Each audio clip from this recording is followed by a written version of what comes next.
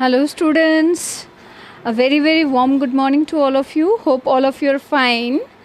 So, dear children, today I am here with a video on tissue.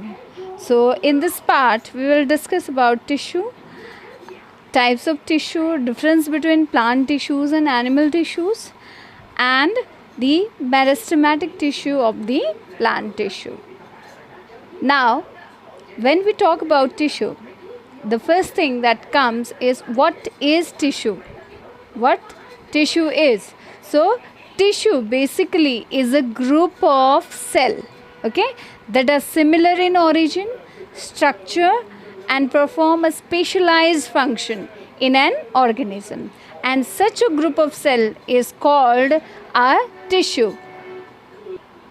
All the living organisms, they are made up of different type of cells. Now, a group of cell, okay, they unite to form the tissue, okay. Several cells, they unite to form tissues.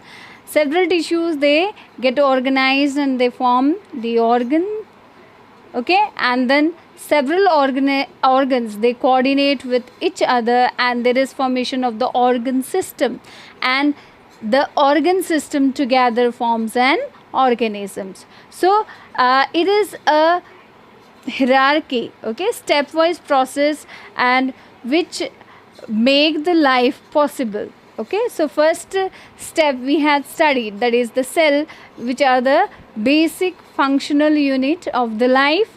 And now these basic functional units, they unite to form the various organs. Now various tissues they form to organs, and organs, they form the organ system, and the organisms are formed. Now the cells, tissues, organ system, they have different function. We had studied that inside the cell also there is division of labor. Different cell organelles, they were performing different function. Now different cells, when they come together to form the tissues, they also perform different functions. Now inside the organ, various tissues are there. So various tissues, they perform various functions and they make the organs. Now various organs, they perform various functions and they form the organ system. And the successful functioning of all the organs in coordination, okay, all the organ system lead to a living life or the living organism. Now, dear children, you might think that how animal tissues and plant tissues, they are different. What is the main difference? Okay, why plants cannot work? Why animals, they can move? Why the plants, they are green, and why we are not green? So the main differences, okay, between the plant tissues and animal tissues, that make the major difference between the plants and animals are, okay, plant tissues, they are simple, okay. The tissues which are present in plant, they are very simple, they are supportive, and they are dead, okay. Mostly plant tissues, they are dead. On the other hand, if you see animal tissue, okay, they are living, okay, they are living and complex tissues. Now they need, plant tissues, they need less maintenance and energy, since most of the tissues are dead. But in case of animal tissue, they need the regular maintenance, because they have living tissues and they need more energy, okay. Now next we have is, many cells and tissues are dead as plants are sedentary, they do not move, okay. So plant have many cells and tissues which are dead, and due to this dead tissues and cell, they are sedentary, that means they cannot move, okay. Most of the plants, they are sessile. Next is, in case of animal tissue, most of the cells and tissues are living, as most animals are motile, that is, they can move. The organism which can move, they are called motile. The organism which cannot move are called non-motile. Now two main type of tissues are present in plant, and out of that one is responsible for the growth, so it is called growth tissue, and another tissue, those are called the permanent tissues that might not be able to divide or may be able to divide. Okay, next, in case of animal tissues, there are four type of tissues, and these there is no specialized tissue. Okay, there is no specialized tissue for the growth, because in animals the growth is limited and it is specific, it is limited to certain life, it is limited. Okay, it take place only for certain period of time, and after that the growth stops. But in case of plant, there is uncontrolled growth, or we can say it is continuous growth. The plant, they can grow continuously. You might have heard that there are around 2000 years old plant also that are present, and they are very very tall. Okay, so these are the major differences between the plant tissues and the animal tissues. Now let's discuss about the plant tissue. Okay, so plant tissues, they are classified, or they are divided into two types. One is the meristematic tissue, that is also known as the growth tissue, and another is the complex that is the permanent tissue. Okay, next one is the permanent tissue. Okay, so meristematic tissue is responsible for the growth in plant, and simple permanent tissues, they form the various parts of the plant. Now meristematic tissue, it is of three types based on its regions, okay, where these are present. That is the simple permanent tissue, apical meristem or apical meristematic tissue, intercalary meristematic tissue, and lateral meristematic tissue or lateral meristem. Now similarly, if we go to the permanent tissue, in permanent tissue also there are two types, that is simple permanent tissue and complex permanent tissue. Okay, now simple permanent tissue is further divided into three types, that is parenchyma, collenchyma, and sclerenchyma. Okay, so for learning this name, because these are new for you all, so how you can learn, please split the word paren. From parents you can take out T, paren, and chyma. Okay, chyma.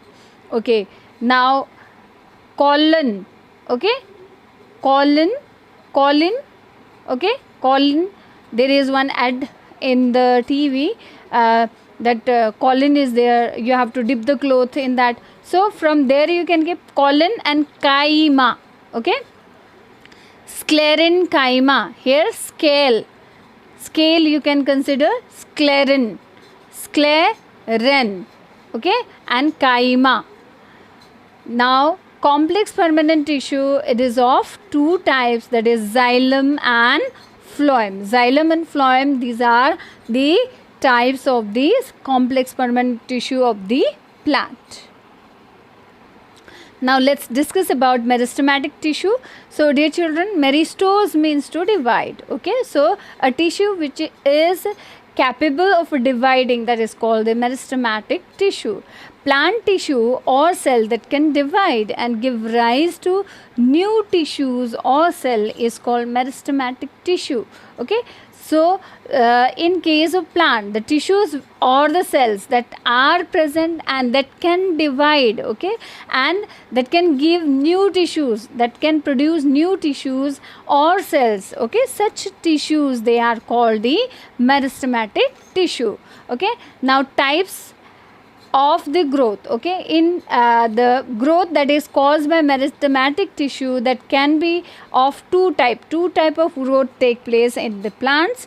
First is primary growth. You might have seen the plants, they keep on growing in height.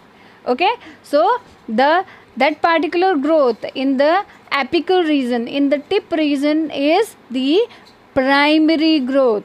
Okay, and secondary growth, that is you might have seen when the plant becomes older, their diameter increases. You might have seen that if you keep eating, okay, when you are at home you keep on eating, if you don't do any exercise, then your diameter increase. Yes, you become fat. Yes, similarly plants, they don't move, they continuously divide. So the division is taking place in the plant body. What will happen?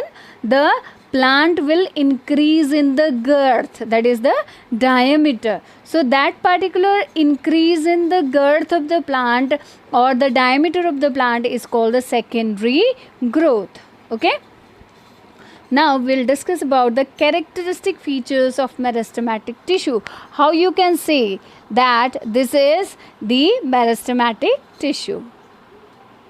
Now here you can see cells of these tissues are immature. That means the tissues are the cell of this tissue, that means meristematic tissue contain the cells, and these cells, they are not mature, that is they are immature, they are not differentiated, that means they have not taken up any permanent shape, size or function, and they are isodiametric, that means the dimension are same. Okay, these cells are tightly packed, that means they can be tightly packed. Okay, so these cells are tightly packed, there is no intercellular space is there, no interspace is present, they are very very active. Okay, they have dense protoplasm, that means the liquid material that is present inside the cell is very dense, have large nucleus, the size of the nucleus is very large, thin cell wall is present, the nature of the cell wall is thin, it is not thick. Vacuole are small or few, or it can be absent also, that means the vacuole that is present, that can be very very small, or they can be few in number, or the vacuole may not be present. So these are some of the characteristic features of the meristematic tissue. Now let's discuss the types of meristematic tissue based on the position. So here we have three types of meristematic tissue as we discussed. Apical meristematic tissue, okay, here you can see, then it is intercalary meristem, then the lateral meristem. So first we'll discuss about the apical meristem. Okay, so apical meristem, it is present at the apical part of the plant like shoot apex, root apex and lateral tips. It helps in primary growth and increase height of the plant. So we can say that apical meristematic tissue, it is present at the apical region. Okay, and regions like shoot tip, root, apex, okay, and lateral tips. Okay, then function is the primary growth, okay, and to increase the height of the plant. Next we'll move to the second type, that is the intercalary meristem. So intercalary meristem, it is present in between other cells at base of the leaves and nodes. Okay, and it help in the increase in height of the plant. So location of intercalary meristem is between other cells at the base of the leaf and the nodes. Here you can see intercalary meristem. Okay, so at node or at the base of the leaf, okay, the intercalary meristem is present. Now next we come to the lateral meristem. So it is present in the side or lateral part of the stem and the root. These cells are present in sides of stem and root of the gymnosperm and dicot angiosperms. That means in case of plant, if we see the flowering plants, all the plants which bear flowers, they are called angiosperm. Okay, so angiosperm are the plant which bear flowers. So all the flower bearing plants, okay, which have the seed which can be split into two cotyledon, that is dicots, they have the lateral meristem. And gymnosperm, that is the evergreen forest like pine, okay, then cycas, all these they have lateral meristem. That means in them secondary growth take place, because lateral meristem is responsible for the secondary growth. Now function, it helps in increase in the thickness or the girth or diameter of the stem or root of the plant or the trees.